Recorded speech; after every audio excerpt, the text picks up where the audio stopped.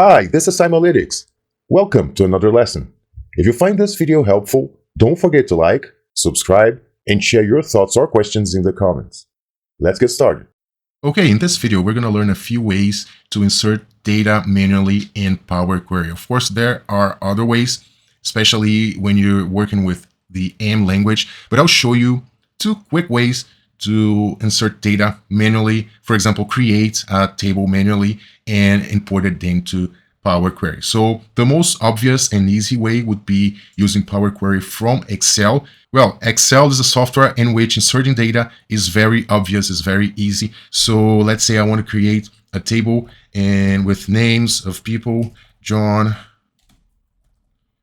Mary, Julie, and Michael, and Lisa, and then their age will be 15, 16, 17, 15 again, and 18. So very easy to insert. Inserting data in Excel is very easy. So if I want to move this data into Power Query, as we have seen in the previous videos, I just have to click inside my table, somewhere in my table, then data, then from table range, and my data is going to be loaded into Power Query. So it's very easy, very obvious in Excel, because in Excel, we can insert data manually very easy. It's a software that is meant for that. But when you work, for example, with Power BI, that's not so obvious.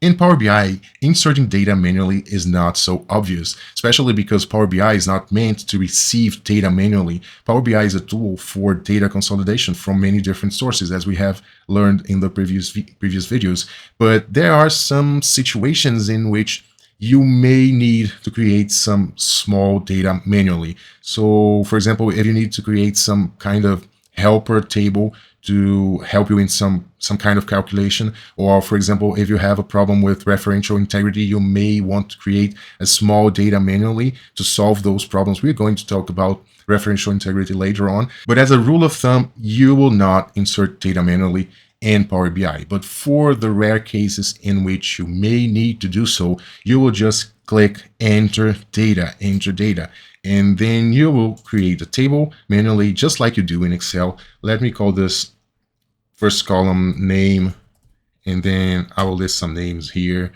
Albert, Marie, Niels, Isaac, and Ernest, Linus. And I will click the plus sign so I can create a second column. And these will be the ages, say 25, 26, 24, 21, 19, and 20. And then I will give this table a name. And this is the field for giving the table a name. And I'm going to call it ages. Okay. And then now I will click load. And then my table will be loaded directly into Power BI. But remember, every data that comes into Power BI has to go through Power Query. Power Query from Power BI. Again, we can work with Power Query in Excel or in Power BI. The data that comes into Excel doesn't necessarily have to go through Power Query, because you can insert data directly in an Excel spreadsheet. But in Power BI, all the data that comes into Power BI has to go through Power Query. So I just inserted the data for my new table that I created manually. And this is my table. I can see my table in my table view, and there you go. Here's the table I just inserted manually. But as you know, the data that comes to Power BI has to go through Power Query. So if I open the Power Query editor, I will see my data there. And to start my Power Query editor, I just click transform data, and my Power Query editor will open up, and here is my table. So in case I want to change anything in my table, I have to go to my first step, source, and then I will click this little gear icon right here. So I will just click the gear, and bam, now I can change the data. I can, for example, create a new column with the last name, and Albert Einstein, Mahi Kihi, Niels Bohr, I think it's like this. Then Isaac Newton, Ernest Rutherford, and Linus column. So I created a new table, a new column. Again, I just have to hit OK, and then my table is updated. Okay, so if I click change time, you will see no issues. Remember, as we studied before, if I add new columns to my original data, it's not a problem. But if I remove data from my original data, I can run into problems in my second or third or later step. So let's make a little change here. So I will again click the gear, and now I am removing the first column. Okay, I'll just click the header and hit delete. So I got rid of the first column, and now OK. Now you can see that my table is updated. I don't have the first column anymore. But now if I hit my second step, I will have a problem. Why? For the same reason we studied before, because in my second step, I was changing